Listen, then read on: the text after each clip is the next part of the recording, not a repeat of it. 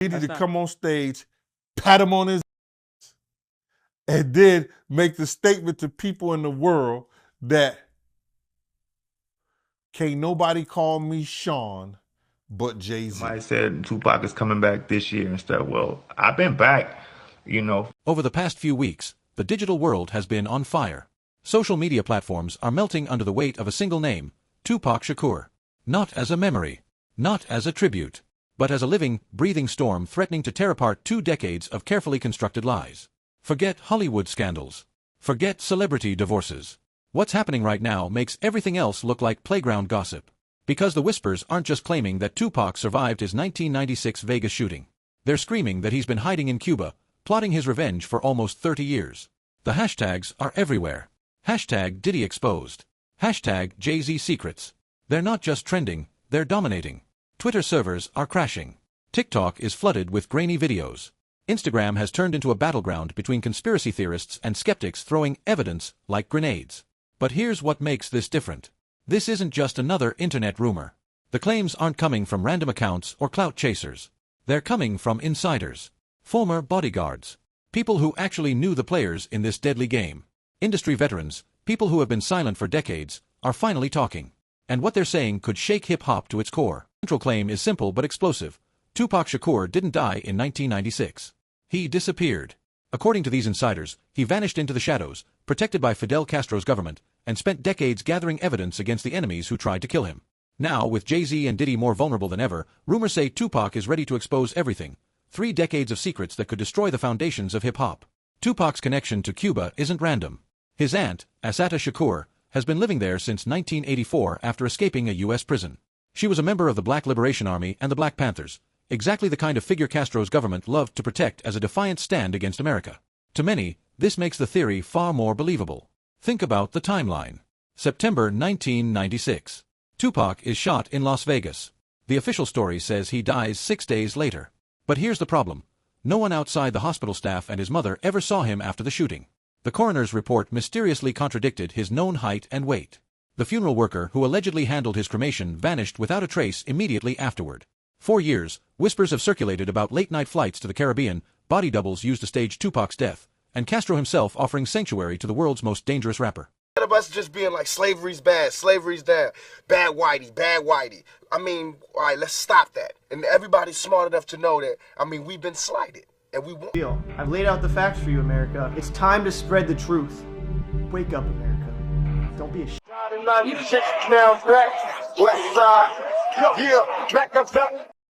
Getting high with your chick in my Jeep. Give me the keys so we can leave.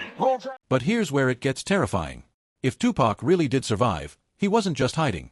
He was preparing. 30 years in exile would have given him unprecedented access to Cuban intelligence, international networks, and, most importantly, time. Time to document every betrayal, every secret, every crime. Time to collect evidence powerful enough to dismantle entire empires. And the whispers say he did exactly that. According to multiple insiders, Tupac compiled a secret dossier, an explosive manuscript locked away in Cuban vaults. It allegedly contains names, dates, bank accounts, and recordings. Industry veterans describe it as the most dangerous document in music history. It doesn't just point fingers at Diddy and Jay-Z. It reportedly exposes systematic artist exploitation, money laundering, and even orchestrated violence designed to control the hip-hop industry from behind the scenes. But documents can be faked. Audio recordings, though, that's a different story. Sources claim Tupac secretly recorded dozens of private meetings in the mid-1990s, meetings where JayZ and Diddy allegedly discussed everything from contract manipulation to silencing industry rivals. Tupac Shakur didn't actually die in 96 and is still alive and well. Suge Jr. has been posted. Because I believe Tupac didn't die. Really? You think Tupac's still alive? For real, for real? Vlad believes everything he reads. These weren't studio sessions or freestyles. These were business meetings where people planned strategies, including, allegedly, eliminating competitors permanently. If these recordings exist, they could trigger the largest RICO case in entertainment history. Prosecutors wouldn't need grainy evidence. Voice recognition technology today can authenticate even low-quality recordings. And with JayZ and Diddy already facing legal troubles, this couldn't come at a worse time. Diddy is already battling federal racketeering charges, while JayZ faces multiple civil lawsuits and accusations of financial misconduct. But Tupac's alleged evidence doesn't stop there. Suge Knight, the man who sat next to Tupac the night he was shot, has never fully accepted the official story. In interviews from prison, Suge hinted that nothing about Tupac's death felt final. He recalled their last moments together. Tupac was lucid, joking, and far from the image of a dying man. And then there's Suge's most haunting line, with Pac, you never know. That was Pac. I'm like, man, shut up, I'm gonna get you to the doctor. So he was conscious on the way to the hospital? He was conscious on the way to the hospital, he was conscious in the ambulance, he was Even more chilling are recently unsealed court documents suggesting Diddy allegedly offered $1 million for the hits on Tupac and Suge Knight. According to sources, the money was funneled through intermediaries, but one of them allegedly kept it and used it to buy a nightclub.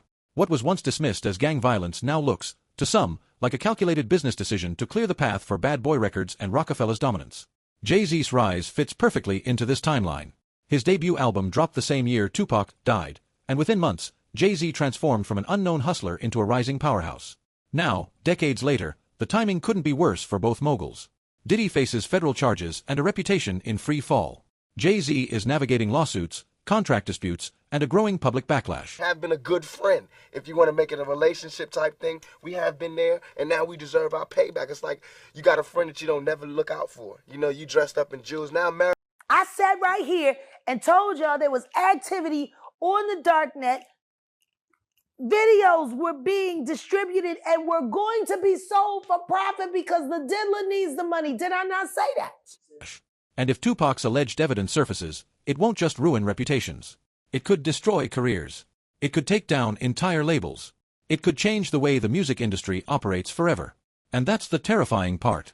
Because whether Tupac is alive in Cuba or not, his shadow still looms large. If these documents and recordings exist, if they emerge into the public eye, they could spark the biggest cultural reckoning hip-hop has ever faced. It wouldn't just expose individuals, it would expose the entire system. The labels, the executives, the lawyers, the journalists, everyone who profited from silence. The question isn't whether Tupac survived.